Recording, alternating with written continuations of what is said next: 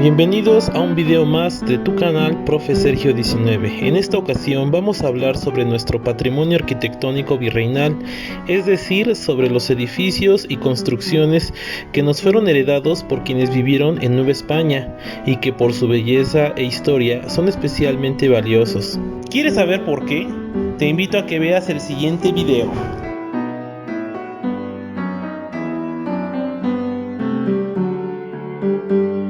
Estas obras se pueden dividir en religiosas, las que fueron construidas para las actividades de la iglesia, y civiles, las que se servían para las demás actividades, desde las de gobierno y las comerciales hasta las de la vida en familia. La mayor parte de nuestro patrimonio arquitectónico de la época colonial está conformado por edificios religiosos. Estos son principalmente de dos tipos.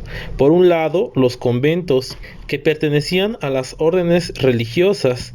Por otro lado, las iglesias, catedrales y parroquias, construidas para el clero secular. Las órdenes religiosas, cuya labor primordial era evangelizar a los indios, edificaron iglesias y conventos a lo largo y ancho de Nueva España.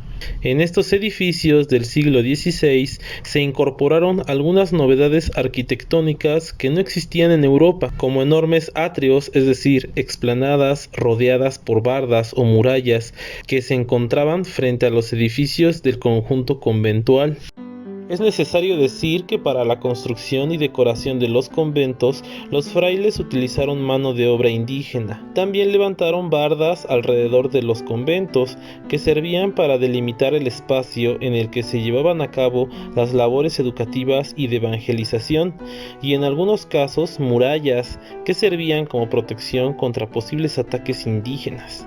Frente al convento y la iglesia quedaba el enorme atrio, en el centro del cual se erigía una gran cruz de piedra, llamada cruz atrial. En las cuatro esquinas de este espacio interior se edificaban pequeñas capillas que se utilizaban durante las procesiones para posar o descansar un momento y rezar antes de continuar, por lo que recibían el nombre de capillas posas, y fueron también una invención arquitectónica novohispana.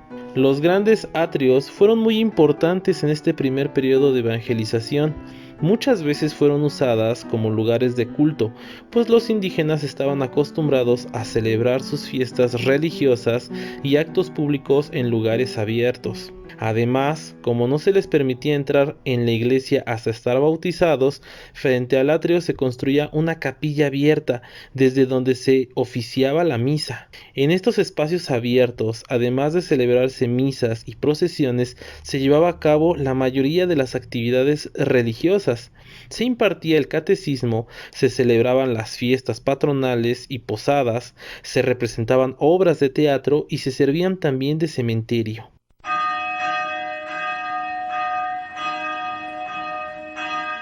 En el interior del conjunto conventual todo giraba alrededor de la iglesia y junto a ella se construía un edificio de una o dos plantas cuadrangulares donde vivían los frailes. Este edificio era el convento, se extendía alrededor de un patio central llamado claustro, en cuyo centro por lo general había un pozo. En la planta baja estaba el refectorio o comedor, la cocina, bodega, granero y portería, y en el piso alto la biblioteca y las celdas de los monjes.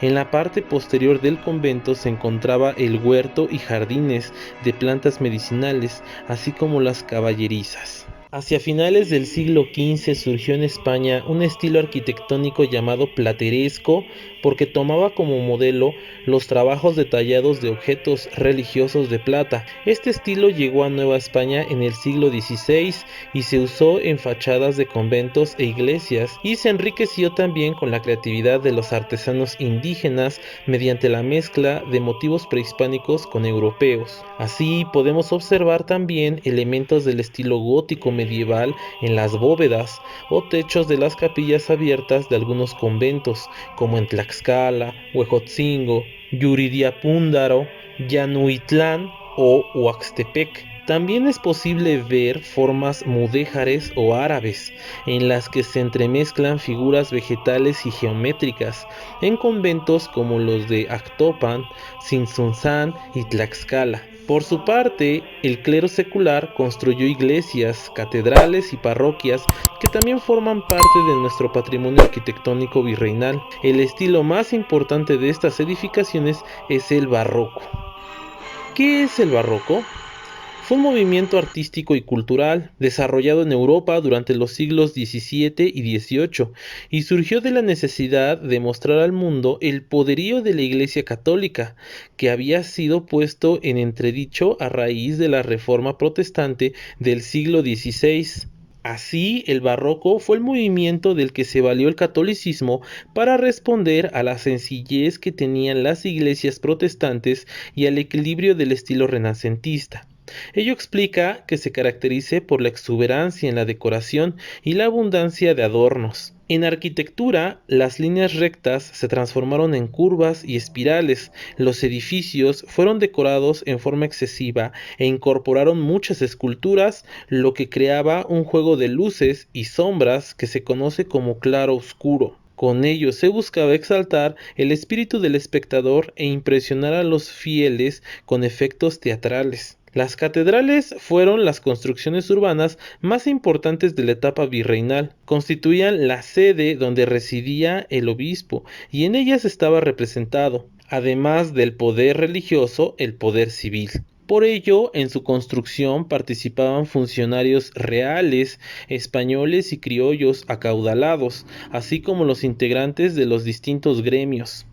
Aunque la construcción de las catedrales se inició desde el siglo XVI, a partir del XVIII las antiguas edificaciones fueron modificadas o reemplazadas por otras de mayores dimensiones en las ciudades más importantes del virreinato: Guadalajara, Puebla, Ciudad de México, Zacatecas, Valladolid, hoy llamado Morelia, Durango, Chihuahua y Oaxaca. La construcción de algunas catedrales tardó más de 100 años, por lo que muchas fueron terminadas hasta el siglo XVIII, cuando el estilo barroco estaba en su esplendor. La Catedral de Mérida fue terminada a finales del siglo XVI y mantiene por ello un estilo renacentista único, más sobrio que el de las iglesias barrocas. Las catedrales novohispanas adquirieron un estilo particular respecto del barroco europeo, ya que en su construcción se usaban materiales propios de las diversas regiones. Además, en ellas se ponía de manifiesto la creatividad de artistas y artesanos mestizos e indígenas que les imprimían un sello característico. Se distinguen por tener las fachadas principales y las puertas de acceso ricamente decoradas. En su interior el lujo se hacía evidente, pues proliferaba el oro en las sillerías, las imágenes, las pinturas, así como en los retablos y en los relicarios. Una de las manifestaciones del arte barroco que más gustó en Nueva España fue el churrigueresco, llamado también barroco español. Se caracterizó por una ornamentación excesiva, el gusto por tallas de hojas y vegetación y el uso de un elemento arquitectónico conocido como estípite, es decir, una columna pequeña en forma de pirámide al revés que va pegada a los muros y a los retablos. A finales del siglo XVIII comenzó en Europa una revolución de la antigüedad clásica. Surgió entonces un nuevo estilo artístico, sobrio y austero, frente a la exuberante ornamentación barroca. Me refiero al arte neoclásico. Reaparecieron entonces las líneas rectas en lugar de las curvas, se colocaron menos adornos y se emplearon columnas inspiradas en las de los templos griegos y romanos. Cuando este estilo llegó a Nueva España, numerosos retablos dorados de la etapa barroca fueron destruidos. La Real Academia de las Nobles Artes de San Carlos, fundada en 1785, difundió el movimiento neoclásico trayendo de España grandes maestros de esta corriente. Algunos artistas que destacaron en Nueva España fueron el español Manuel Tolsá, quien se hizo cargo de la dirección de la Academia de San Carlos, así como Francisco Eduardo Tresguerras. En cuanto a la arquitectura civil, nuestro patrimonio arquitectónico virreinal incluye también edificios de esta clase. Estos no son tan abundantes, pues a diferencia de las iglesias o conventos, las casas y palacios se derribaron y reconstruyeron con más frecuencia. Por la misma razón, hay muy pocos edificios civiles del siglo XVI y la mayoría de los que se conservan son del siglo XVIII. Ejemplos de construcciones civiles virreinales son colegios, universidades, hospitales, alhóndigas, ayuntamientos, aduanas y teatros, entre otros muchos. En los colegios y universidades se ensayaron nuevas formas de construcción en las que se buscó aislar los espacios interiores dedicados al estudio de los ruidos del exterior. La mayoría de las construcciones se embellecían con fuentes, corredores y patios, y se hacían finos trabajos de hierro forjado en puertas, ventanas y barandales.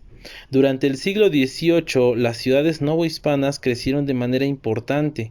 Peninsulares y criollos ricos construyeron casonas o palacios dentro de las formas y líneas del estilo barroco. En ellos se reflejaba la grandeza y riqueza de sus dueños. En la entrada, por lo general, se colocaba en relieve el escudo de armas de la familia propietaria. Las puertas, profusamente decoradas, eran altas y anchas para dar cabida a los carruajes. Los palacios se construían alrededor de 2 o más patios, uno central y los demás de servicio. Por lo general contaban con 2 plantas. En la parte inferior se guardaban los animales y los granos, y se daba albergue a la servidumbre masculina. En la planta alta, conformada por recámaras, tocadores y el escritorio u oficina, convivía la familia con grandes lujos, acompañada por la servidumbre femenina. Los espacios de la planta alta se decoraban con biombos, muebles, telas, tapices traídos de Oriente y Europa, porcelanas chinas y un gran número de piezas de artesanía mexicana. Durante la etapa colonial se construyeron tantos palacios en la Ciudad de México que el viajero inglés Charles Joseph La Trobe la llamó la ciudad de los palacios. Con la llegada del estilo neoclásico se edificaron imponentes palacios como el Palacio de Minería en la Ciudad de México y el Hospicio Cabañas en Guadalajara, obras del arquitecto español Manuel Tolsá, entre muchas otras. Espero que te haya gustado este video. Si es así, regálame un like y te pido de favor lo compartas. Suscríbete a mi canal para más contenido relacionado a la historia. Hasta la próxima.